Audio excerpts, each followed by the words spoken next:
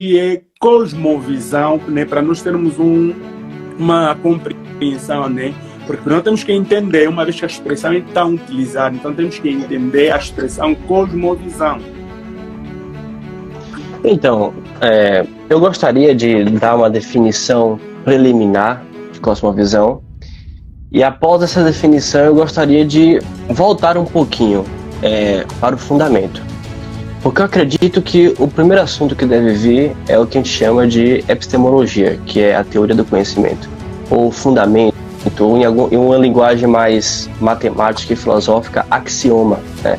Então, dando essa definição de cosmovisão, eu gostaria de definir isso e depois a gente volta para o assunto de cosmovisão e destrincha ele um pouco mais, tá bom?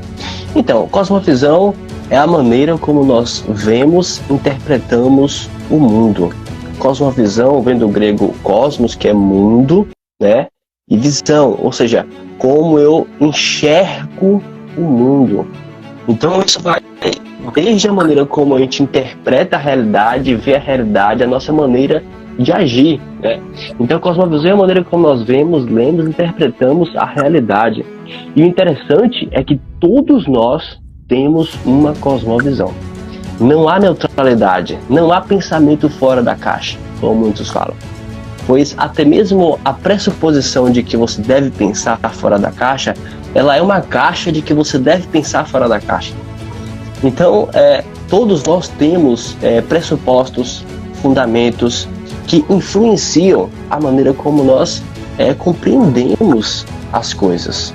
Como eu devo agir em determinada situação? O que eu devo fazer diante de outra situação? Como é a minha visão sobre o trabalho? Como é a minha visão sobre a igreja?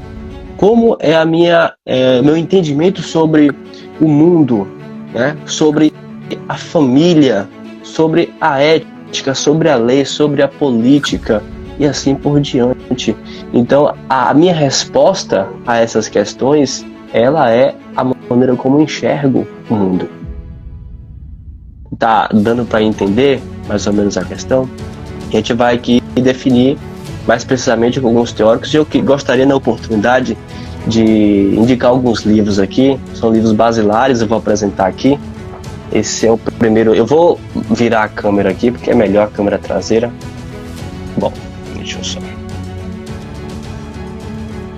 Esse é o primeiro livro, é do Ronald Nash. E o Ronald Nash, ele vai falar sobre cosmovisões em conflito, escolhendo o cristianismo em um mundo de ideias. É um livro pequeno. A gente tem aqui o Ronald Nash. Ele foi um pastor, um escritor, filósofo, apologeta. E é um livro basilar para todo cristão entender e desenvolver um estudo na cosmovisão. Inclusive a gente vai usar ele aqui um pouquinho. Tem esse outro livro aqui, o do Gordon Clark. Eu gosto muito do Gordon Clark. E o Clark, ele vai trabalhar muito cosmovisão, né? Esse livro aqui é um livro sobre epistemologia. Ele vai desenvolver uma boa cosmovisão nesse livro. Ele vai dizer que a Bíblia é a palavra de Deus e o único fundamento para a nossa epistemologia cristã. Tem esse outro aqui que também é do Clark, Introdução à Filosofia Cristã. É um livro basilar para você estudar a cosmovisão, estudar a filosofia cristã. Ele vai introduzir aqui nos pilares da filosofia, né? Eu indico também esse livro com muita alegria. E antes tem esse aqui do Cheung, Questões Últimas. Esse livro é basicamente um livro de cosmovisão. Ele vai tratar aqui, é um livro de apologética também. Ele vai fazer uma defesa vigorosa da fé cristã, e ele também vai falar um pouco sobre cosmovisão e a implicação filosófica que temos por trás disso. É um livro excelente. E por último, tem esse aqui, do Cornelius Van Til, né? Apologética Cristã. Como eu disse no início, o estudo da cosmovisão, ele está atrelado ao estudo da apologética. E o Van Til, ele vai aqui trazer uma boa introdução, não somente à teologia sistemática, né? Mas também o próprio estudo, tanto da apologética quanto de uma cosmovisão sólida. Bom, são esses os livros, voltando aqui. Então, isso posto, meu irmão, né, como a cosmovisão é como eu entendo, eu compreendo a realidade, a maneira como eu enxergo. Imagina o seguinte, todos nós temos lentes, né? Imagina a pessoa que, por exemplo, enxerga os olhos, você também, através de uma lente. E se essa lente ela estiver amarelada, ofuscada, se essa lente ela estiver suja, nós que usamos os óculos, por exemplo, temos que lavar o óculos pelo menos 1 ou 2 vezes por dia, as lentes, pois elas ficam embaçadas, elas ficam sujas, poeira, isso interfere na minha visão. Minha visão ela acaba, né, sendo ali embaçada e às vezes dificulta a visão. Agora imagine que alguém está visualizando o mundo com as lentes erradas, né? Então, a proposta que eu trago aqui é que o cristianismo é a lente de Deus para o homem compreender o mundo, compreender a realidade, compreender o seu papel no mundo. Lembrando a pergunta do catecismo, né? Qual é o fim principal do homem? A resposta é glorificar a Deus e ter prazer nele para sempre.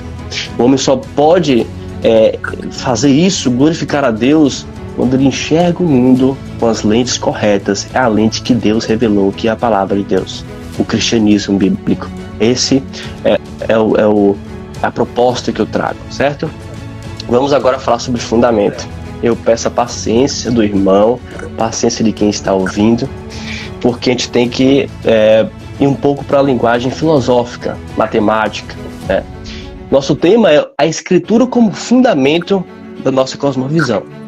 E eu queria trazer aqui outra palavra, uma palavra muito usada tanto na matemática quanto na própria filosofia, que é a palavra axioma. O que é um axioma, meu irmão?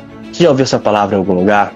Axioma vem da geometria, é uma linguagem matemática, mas é muito utilizada também no campo filosófico, no campo jurídico das leis, e nós trazemos ela também para o estudo da cosmovisão e da filosofia cristã. Então, axiomas são verdades inquestionáveis e universalmente válidas, aceitas como irrefutáveis. Essa palavra ela vem do grego axios, que significa digno ou válido. Em outros contextos, ela também é utilizada como lei ou sinônimo. Enfim, um axioma é algo aceito de maneira irrefutável. Ele é um ponto de partida, um princípio que adotamos como verdade estabelecida, e a partir dela vamos deduzir um sistema, e esse sistema é o cristianismo, é a cosmovisão. Então a cosmovisão, ela depende, por isso que a gente colocou a escritura como fundamento, porque a cosmovisão, ela depende de um fundamento que seja justificável. E qual é o fundamento que é justificável? Aquele que Deus revelou, e Deus se revelou nas palavras das escrituras sagradas. Então, o axioma, ele é algo estabelecido como verdade, ele vem primeiro, ele não pode ser, assim, provado. Em que sentido? Se nós fôssemos buscar a causa de tudo, nós cairíamos em um abismo infinito, não é verdade?